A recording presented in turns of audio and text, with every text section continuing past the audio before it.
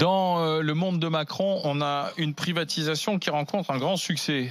Pour ceux qui en doutaient, c'est la Française des Jeux. Les Français, les citoyens français, ont acheté on fait des promesses d'achat de la Française des Jeux. 1 milliard d'euros d'actions souscrits par les particuliers. Immense succès populaire dont se réjouit Bruno Le Maire, le ministre de l'économie et des Finances. Mais visiblement, ça marche mieux que la pétition contre la privatisation d'Aéroports de Paris.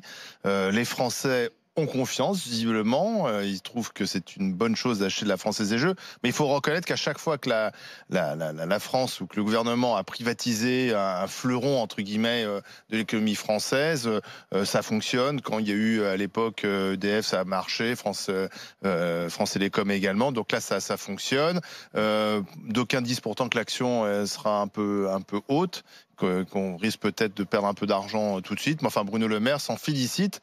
Et alors, effectivement, c'est un message aussi politique qui est envoyé par Bruno Le Maire au moment où certains essayent de mobiliser contre la privatisation d'Aéroports de Paris. Anas ? Je sais qu'Olivier veut faire passer la privatisation pour quelque chose de bien. Je rappellerai que France Télécom, il y a Monsieur Bompard qui est quand même en procédure pour notamment des salariés qui se sont suicidés. Donc si c'est ça la privatisation, je sais pas vers où ça va. Après moi déjà de manière générale, enfin tout ce qui est lié aux jeux d'argent, aux casinos, etc.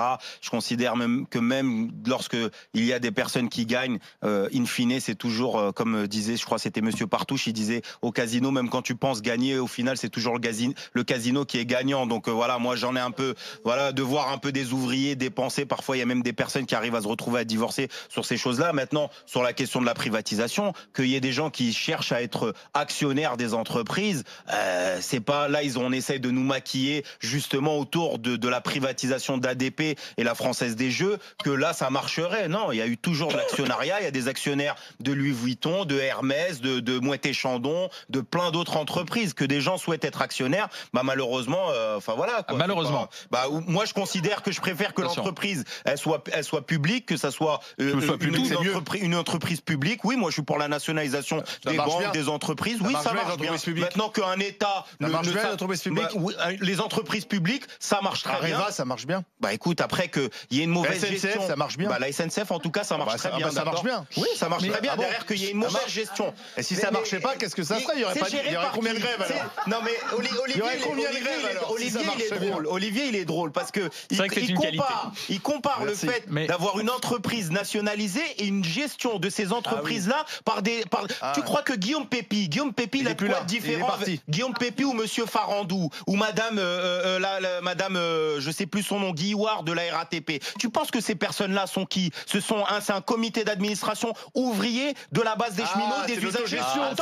Laisse-moi juste terminer une phrase. D'accord, ne me fais pas rentrer dans des entreprises publiques où ce sont des énards qui étaient dans les mêmes classes que Macron, qui étaient dans les mêmes classes que Hollande et qui au final ils sont à la SNCF et puis demain ils seront chez Total, ils seront chez Renault, ils seront chez Nissan, ils seront si c'était les cheminots qui gèrent la SNCF, moi je considère qu'on devrait avoir dans des entreprises publiques, elles devraient être gérées à la base par les personnes qui Total, c'est pas une entreprise publique Non mais après Total, moi je serais pour la nationalisation de Total. Enfin moi j'ai pas à me cacher là-dessus. Maintenant de dire que le fait qu'il y ait de l'actionnariat, oui mais bon, ils sortent d'où l'argent ces personnes-là. Qu'il y ait de l'actionnariat, c'est une chose maintenant. Enfin voilà. En tout cas, j'espère que pour ADP, on n'arrivera pas à la privatisation. Il y a plusieurs choses. Monsieur Maxime Yedot. Mais en fait, il y a le problème, c'est que Bruno Le Maire a un côté schizophrénique. Je rappelle qu'en juillet dernier, dans les colonnes du Point, il avouait lui-même par un aveu surprenant que l'État en soi n'avait pas les moyens d'accompagner la FDJ. Donc je vois très mal comment en quelque sorte les Français, les citoyens, eux le peuvent, même en investissant, sachant que en plus les investissements de la Française des Jeux se sont largement, je crois, qu'on ont été divisés par 2 ces dernières années. Donc c'est quelque chose d'assez conséquent. Et j'aimerais quand même rajouter que au vu de l'évolution de l'entreprise, si elle continue à rapporter, l'État quand même investissait pour qu'elle puisse continuer à évoluer, notamment via des investissements étrangers, notamment également pour se développer à l'étranger. Or, si l'État ne peut pas le faire, je ne vois pas comment les Français, nous, pourront le faire. Je ne pense pas. Et tu parles et tu vantes éventuellement ou la privatisation. Je vante rien. Non, mais l'idée de la privatisation, je rappelle que les dernières privatisations qu'on a fait, c'était notamment l'aéroport de Toulouse,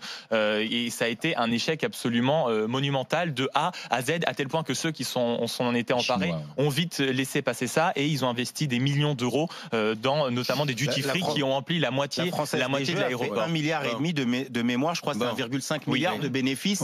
D'accord, donc comme quoi c'est une entreprise publique et ça marche, d'accord, elle est capable de faire des bénéfices. L'État continuera d'engranger les ponctions sur les jeux, sur les gains et sur les mises. Puisqu'il y aura 20%, je crois. Tous les pays où les entreprises sont nationalisées sont les pays où ça se passe le plus mal. Donc, par voie de conséquence, moins il y a d'entreprises publiques en France, plus je suis content, premièrement. Deuxièmement, il ne me paraît pas que ce soit du devoir régalien de l'État de s'occuper du jeu. Par conséquent, le fait que cette entreprise-là soit privatisée ne me choque pas du tout par rapport à d'autres entreprises où effectivement c'est davantage du domaine de l'État, comme un aéroport par exemple, Maxime, de s'occuper de cela. Maintenant, on n'est pas non plus obligé de brader à des Chinois. Donc c'est pas parce que tu privatises que tu dois privatiser n'importe comment. Faut privatiser pour la bourgeoisie française. Donc, mais écoute, moi, toi, faut que ce soit elle qui puisse récupérer le profit, qu'elle récupère les bénéfices. Je sais pas à quoi tu fais allusion.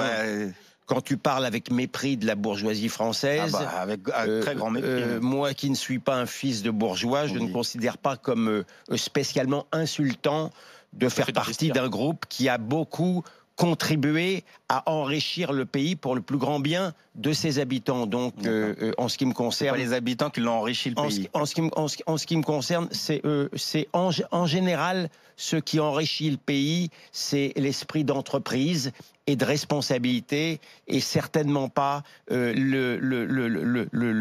haine des classes.